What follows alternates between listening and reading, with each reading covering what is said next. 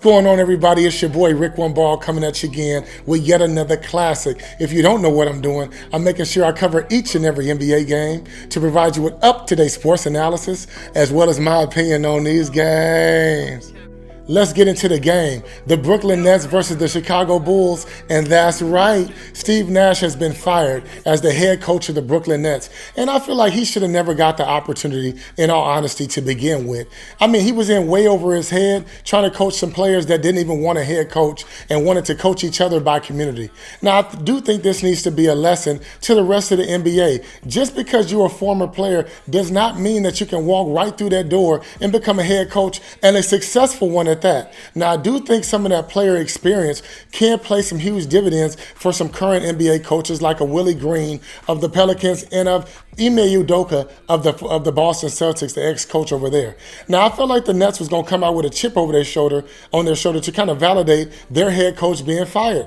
Kyrie Irving would struggle tremendously early on and throughout the game with only 4 points and 7 assists. He was guarded by Ayo Dosunmu, who did a number on Kyrie Irving and frustrated this boy all night long. And it's something to be said about Ayo, because the energy that he plays with, you would think that this man was a first-round pick. No, he was undrafted. He even played, I believe, in Germany for a couple seasons, and he really had to earn his keep with the Chicago Bulls team.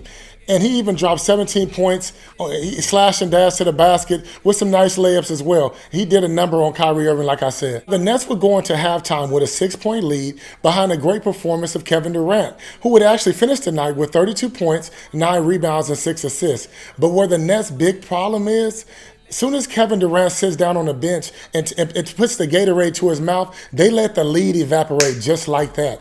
The second unit of the Nets has got to find a way to maintain or to grow the lead. Now, granted, they did have a good performance from Royce O'Neal, who did a number on Vucevic. He did a number so much on him, Vucevic wanted to fight him.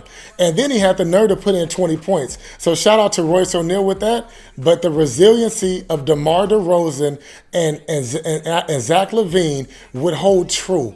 I mean, DeMar DeRozan was being draped up and chipped out with Watanabe all over him, and he would hit these shots that look like they have no business going in, but that man is the mid-range king. He's the mid-range king. Prop up with me this season on Thrive Fantasy. This is where I do all of my betting, y'all. See, with Thrive, you can cut out all the endless hours of research and focus on the top-tier athletes that has the most impact on the game. Choose 10 out of the 20 player props and build your lineup. Each prop is assigned a fantasy value for both over and unders.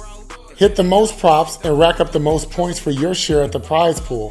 Thrive has over 200,000 in prizes weekly, and if you use my promo code ONEBALL, they'll even match your initial deposit up to $100. So get into one of those contests and use my promo code ONEBALL, and they'll match your initial deposit up to $100. Back to the show. Watanabe would look like a hero at times with some timely three-point buckets and some great defense, but the Nets has got to find a way to trade Joe Harris. I mean, this man had 3 good looks at the basket during crunch time. Bulls weren't even guarding him like that because they know he's shell-shocked.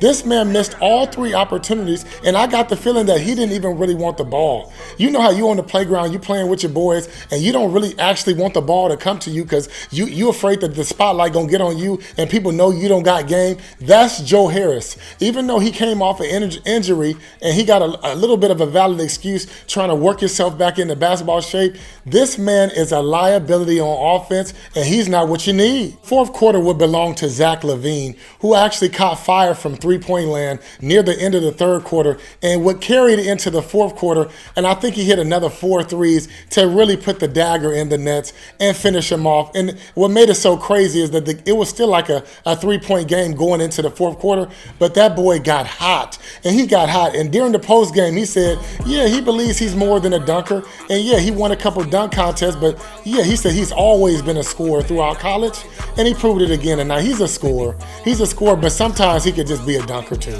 Both things can be true. I appreciate you guys for rocking with me. You already know who it is. It's your boy Rick One Ball. Like, comment, subscribe. Woo! Say leave me alone, ho. Don't hit my phone, ho. All about the dough. What's up, bro? Let's get it cracking, nigga. Let's make it happen, nigga. I'm riding around the city with a fucking cannon. fucking dragon, but I ain't Bruce Lee. I feel like Michael Jackson, nigga, they know me. Say, look at little mama.